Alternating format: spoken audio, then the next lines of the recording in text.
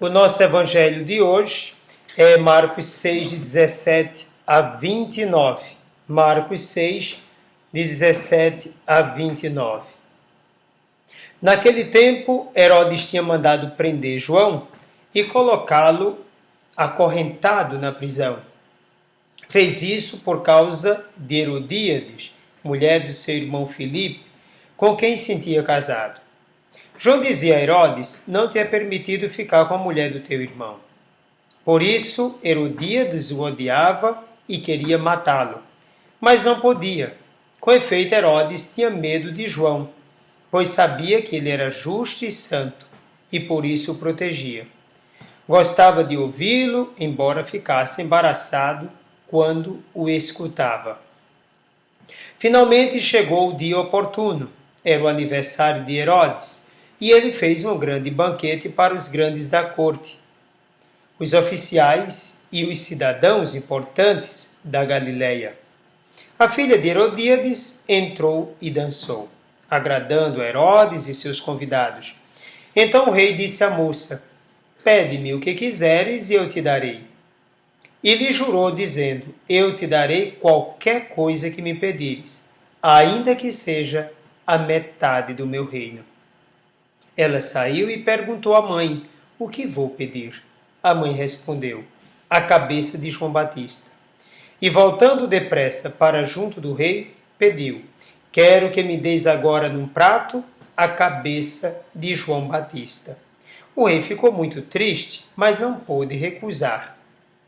Ele tinha feito o juramento diante dos convidados. Imediatamente o rei mandou que um soldado fosse buscar a cabeça de João.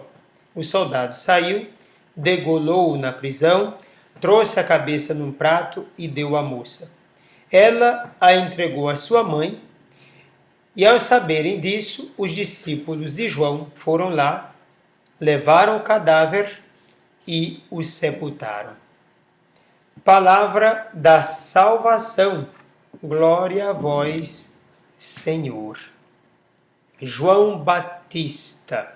A gente precisa fazer uma análise com relação aos evangelistas Mateus e Marcos, por exemplo. Porque há uma certa diferença, por exemplo, na relação de Herodes com João Batista em Mateus e Marcos, quando cita esse mesmo relacionamento, essa convivência, vamos dizer assim, de Herodes com o mesmo João Batista. A partir dos versículos 14 a 16, tem-se uma introdução do texto do que nós acabamos de ouvir e de pronunciar, que evidencia duas coisas que certamente estremecem o mundo de Herodes. Herodes, filho de Herodes o Grande, residente em Tiberíades, sendo governo da Galileia e da Pérea. João Batista, que foi degolado por ele, e o possível reavivamento do retorno na vida do profeta. Então isso vai estar muito forte na cabeça desse Herodes. Em Marcos 6,14, há um acréscimo no modo como se apresenta essa introdução. João Batista foi ressuscitado dos mortos, e por isso os poderes operam através dele. Já outros diziam: é Elias, e outros ainda: é um profeta como os outros profetas. Herodes, ouvindo essas coisas, dizia: é João, que eu mandei decapitar, que ressuscitou. Em Lucas 9,7, Herodes manifesta um forte interesse em conhecer esse profeta redivivo. Veja, na cabeça dele poderia ser João Batista ressuscitado. Ao lado desses tópicos encontra-se claramente a crença na ressurreição, algo próprio do pensamento farisaico. Com isso, Mateus e Marcos e também Lucas estão afirmando antecipadamente a futura ressurreição de Jesus Cristo, que aqui tem seu prelúdio. João Batista não era amado por Herodes. Estava preso e acorrentado na prisão de Maquironte, porque era um perigo para o rei, pois não temia denunciá-lo pelo adultério.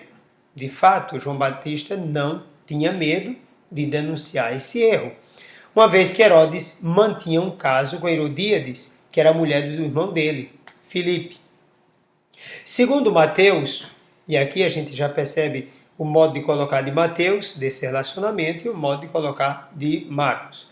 Segundo Mateus, Herodes, segundo o texto, queria matá-lo. Apesar de ter prazer em escutar o profeta, manifesta também um grande interesse em destruí-lo. Não o fazendo por medo. Havia uma multidão ao lado do profeta. Em Marcos, não é Herodes quem quer matar o profeta, mas Herodíades, que tinha rancor contra ele. Em Mateus, parece haver uma contradição entre o versículo 5 e o 9, porque enquanto se diz em Mateus 14,5 que Herodes quer matar João, no mesmo Mateus 14,9 diz que o rei ficou triste com o pedido da filha de Herodíades. Pode-se pensar também que realmente Herodes queria matar João Batista, mas não tinha ainda elaborado um plano que o livrasse da multidão seguidora, que amava o profeta. Então, ao declarar à sobrinha que lhe daria até a metade do reino, e já sabendo das intenções de sua amante, mulher de seu irmão, Filipe, sendo ele um assassino, mascara seu zelo, e aqui a gente coloca umas aspas, vamos ver nesse zelo, pelo profeta, com demonstração de tristeza. Mas, no fundo, era isso que gostaria que fosse realmente feito. O fato de prender e acorrentar o inocente já indica o desprazer para com ele. Mantê-lo preso é uma forma de afastá-lo da multidão sedenta da verdade e da justiça, coisas distantes do coração de Herodes. João não era o profeta bonzinho. Convém lembrar que bonzinho é mesmo que ruim. Também não era prazeroso para Herodes, mas seu inimigo. O testemunho de sua vida era como uma espada de dois gumes contra o rei e seu governo. A presença de João era como que uma enorme pedra no caminho de Herodes e de todos os que dele se aproximavam, bem como de todos aqueles que continuavam mantendo o povo debaixo de pesados fardos e escravos de uma forma corrupta de governabilidade.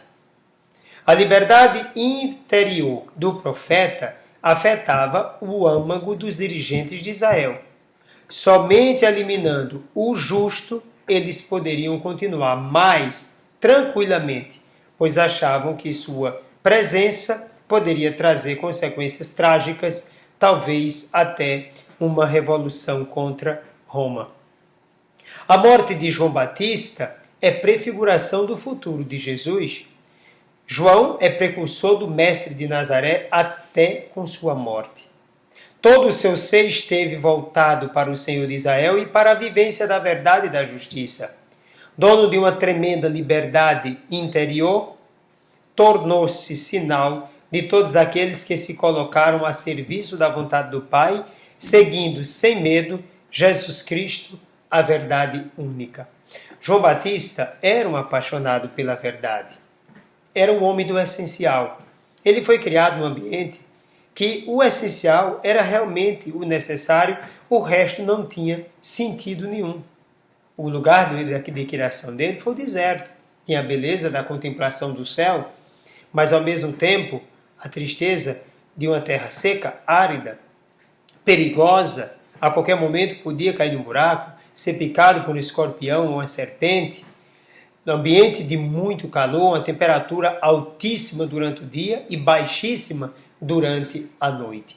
Então, o profeta radical do essencial da verdade. Então, João Batista não podia ser muito amigo de poderosos, até porque o poderoso ele não tem amigo. Ele tem alguém que possa contribuir para o poder dele ainda ser maior.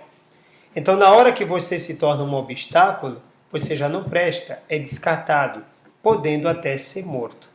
Foi o caso do profeta, o maior dos nascidos de mulher, conforme disse o próprio Jesus. Pois bem, nós somos convidados a ser também profetas. Convém que você tome a sua decisão, que você faça a sua parte. Não tenha medo. Você foi chamado para ser profeta da verdade.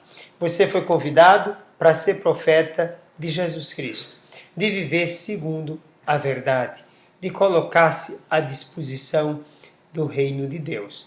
Que Deus te abençoe, que Deus te faça muito feliz. hoje e sempre.